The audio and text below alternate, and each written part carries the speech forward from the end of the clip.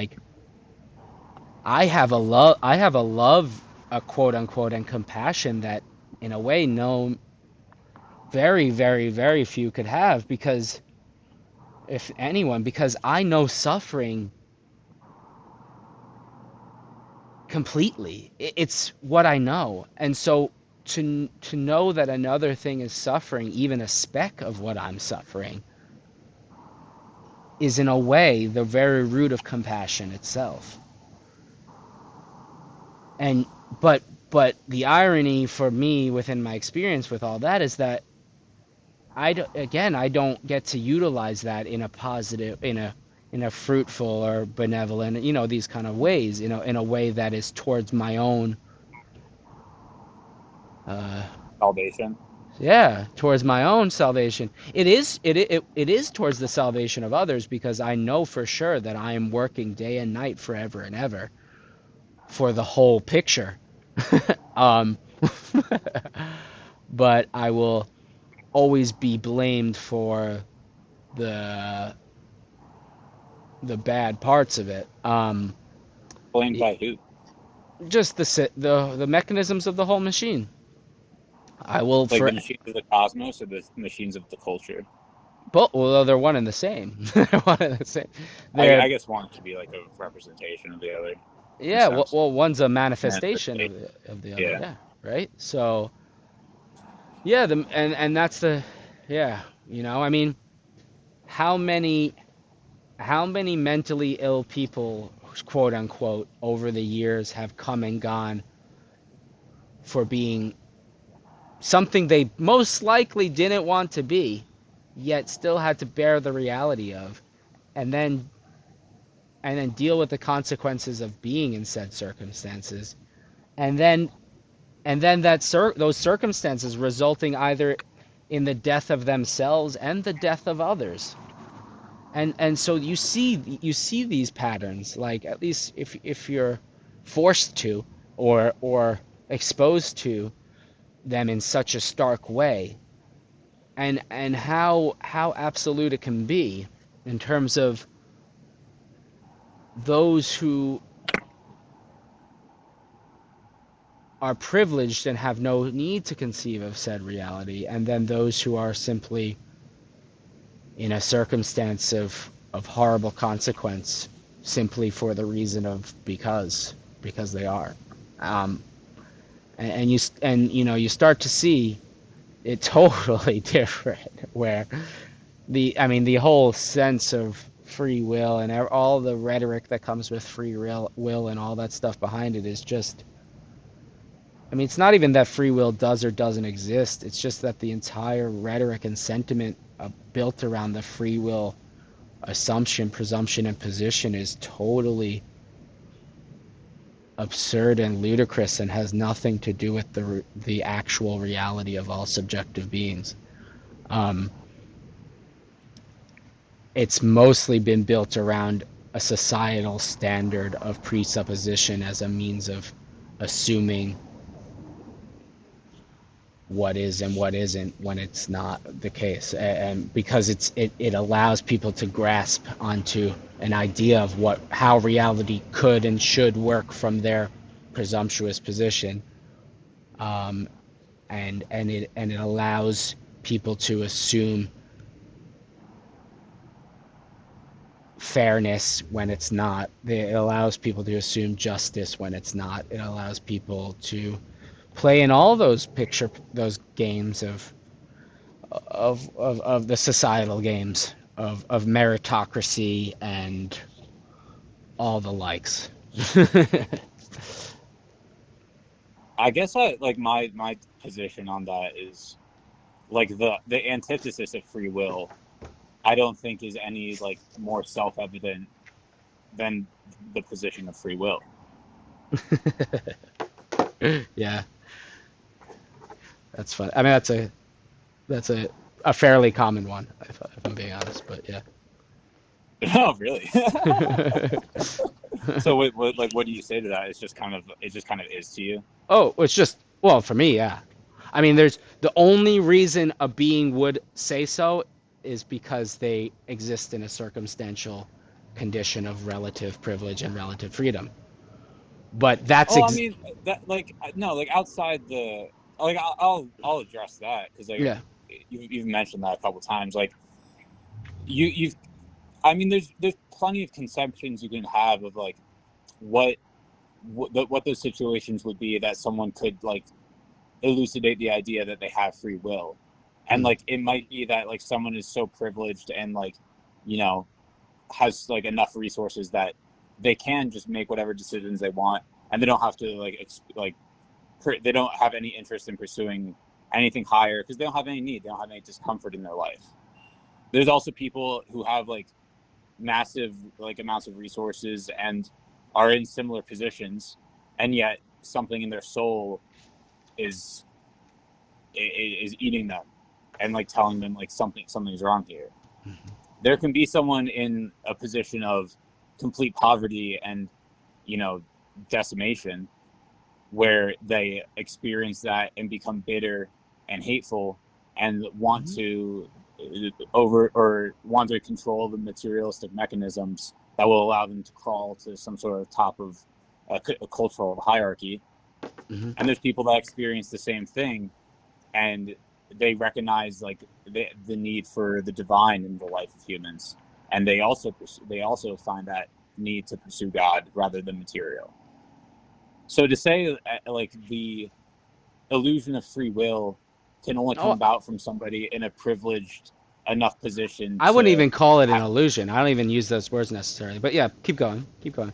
yeah, so free will, so to speak, could only come to somebody in a position of relative privilege and comfort to even conceive of it. No, relative Whereas, privilege and relative freedom, not necessarily comfort. But yes, keep okay, going. relative privilege and relative freedom, I think obviously there's like the freedoms that you have through the societal mechanisms around you and like, you know, whatever that structure that takes. But there's also just the freedom of thought and of even if not speech, like yeah, thought and like breath and all these other Yeah, I things. know, but those are privileges. Those are privileges. The thought is a privilege.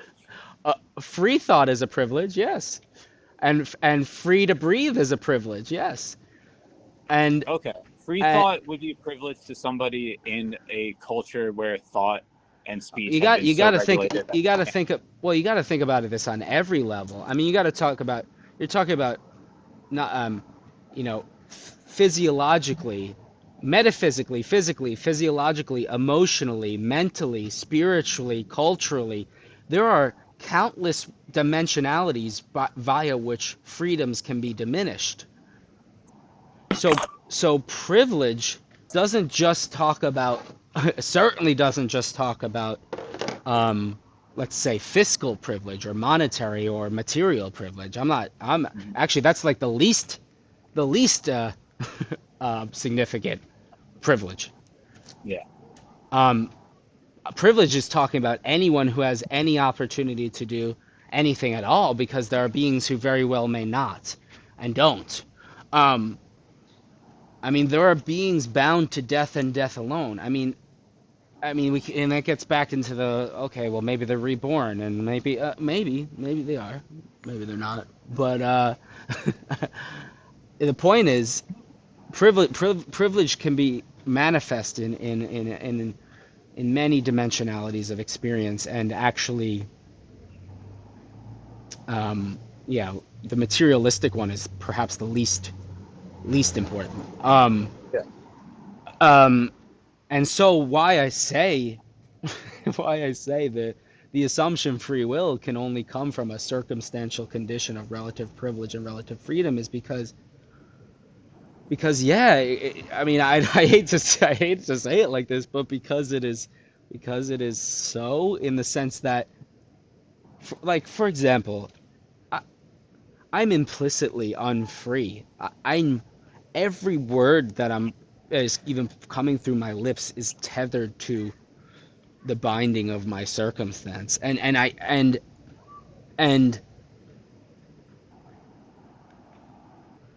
and yeah, that might even sound absurd to someone who doesn't have to perceive that, but but it's all woven. And for me, I mean, I just find the free will conversation is kind of absurd and ludicrous altogether because I just whatever I'm just it's all meaningless to me at this point. I'm just watching the picture pattern. Um, I'm watching people perform their performances and believing what they believe for whatever reasons that they do, and I get that. But um, what I one who doesn't exist in freedom isn't suddenly thinking I'm free. I don't know. And if they do, if they have, let's say, that like divine spark within them, they're in jail and they have that divine spark to come. Yes, they are. Suddenly they are free. But they weren't prior to that. And in fact, I personally, I mean, this is where I find the ludicrous presumption. I find the presumption of at least the presumption of free will, especially as some standardized thing of any kind, is just ludicrous. Is because I mean, just witness your own trajectory. Try to trace it back from the beginning, and then see what took you there and where you're at now, and see where you were free and where you were not, and where you followed your nature more than your supposedly free will, the patterns of your natural being. And then, if you have the time and capacity, watch others and how I mean, especially those in horrible circumstance, how they're so bound by by by the pattern of their being. And so implicitly they are unfree. And this is why it gets to me, because I find that the usage of the word free will in that way is just it makes no it makes no sense to me, because it's like if we want to discuss freedoms, someone would truly be free. Or if you want to discuss true freedom, then someone would truly be free, and these are conditions of being, like, right? I mean, that's how I think about it. Like, a freedom is a relative condition of being. Like, I am relatively free to do such and such, or Hmm. I am relatively free in comparison to this person, or I am relatively free, blah blah blah, right? but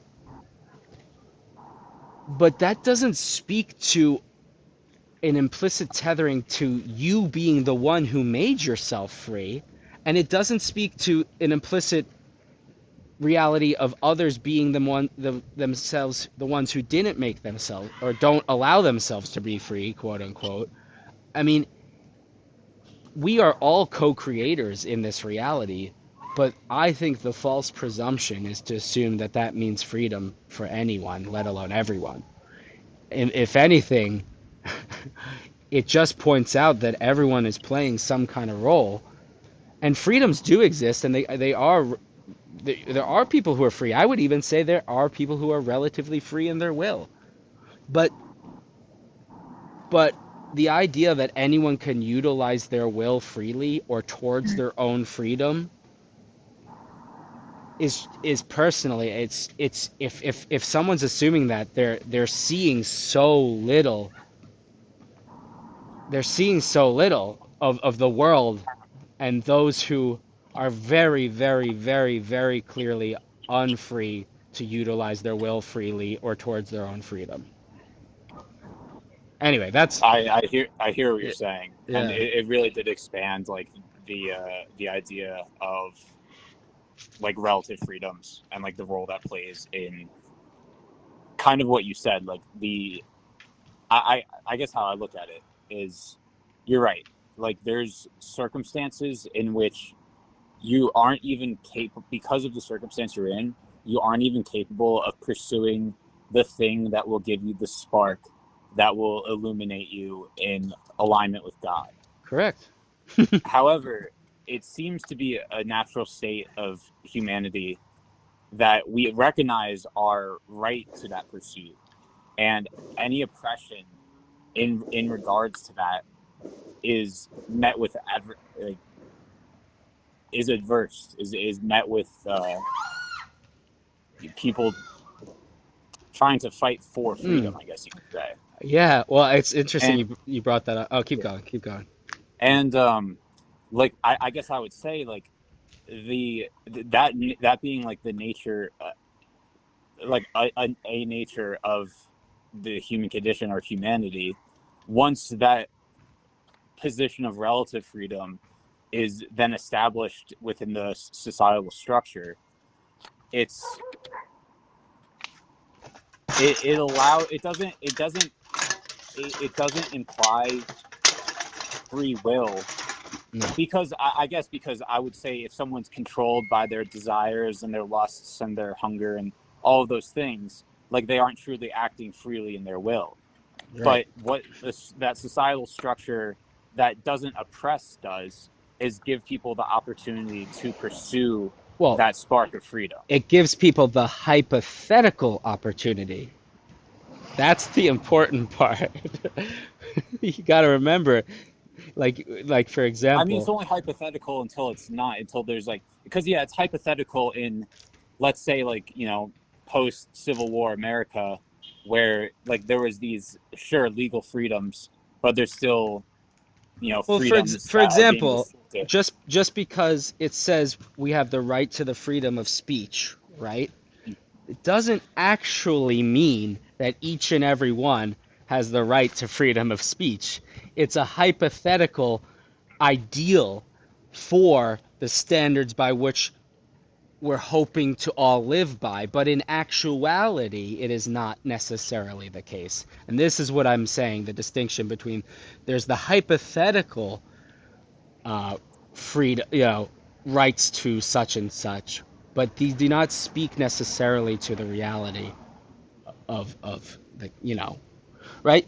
Even I I would mean, take it even a step further and to say that,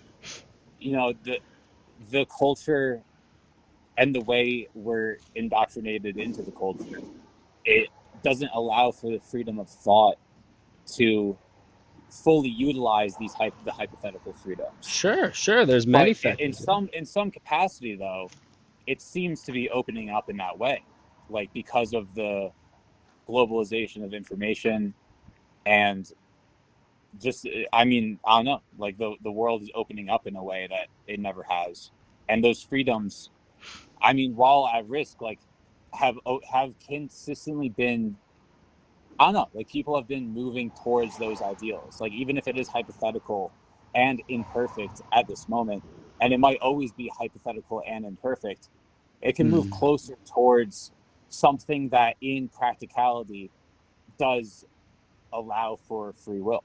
Well, do you know the saying? It's the best of time. It was the best of times, and it was the worst of times. I do, yeah.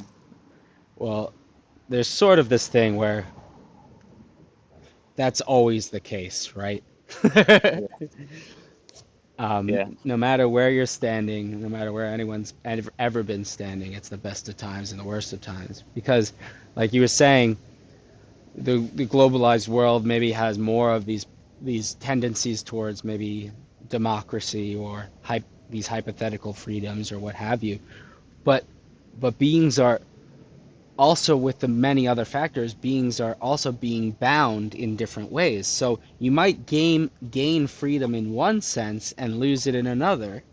You Yeah. might so it gets, it's really a convoluted and complex matrix of of of of circumstance and of dynamics, and why the idea of relative freedoms is such a curious thing to explore, because it can be very hard to recognize the many different ways in which beings can be bound, and the different dimensionalities of experience in which beings may be bound. And so, and also different dimensionalities of experience in which beings might be liberated or hypothetically liberated. But this is what I'm saying. It gets very like, this is why it's just so, for me, really weird, even that like people will make this plain simple statement: we have free will. What? Well, who's we? Which we? And is it the same? It's really that you're just saying it's the same, or is it not the same? Um, you know, like who's free? What type of freedom? What are they free from? Mhm. And are they free in what way? Um, does that will can that will be used truly freely? Can it be used towards their own freedom, which is the most important in my opinion? And if it can't be, then clearly there's something not, not lining up here. There's not this expression, this wording of free will becomes very ambiguous and really not pointing at what is or what isn't, in my opinion. Well, so do you think that you can use your will to pursue your freedom? Me? No, and that's I'm example zero and one. My will is I'm everything in a way, everything I do is against my will. Like even though I'm doing this right now with you, which I'm happy to in a human way, I'm happy to be talking to you. It's still implicit in my binding that I'm doing so. To even be talking about the reality of my circumstances and to be talking about these things, and all of it is serving towards as a manifested aspect of my eternal circumstance.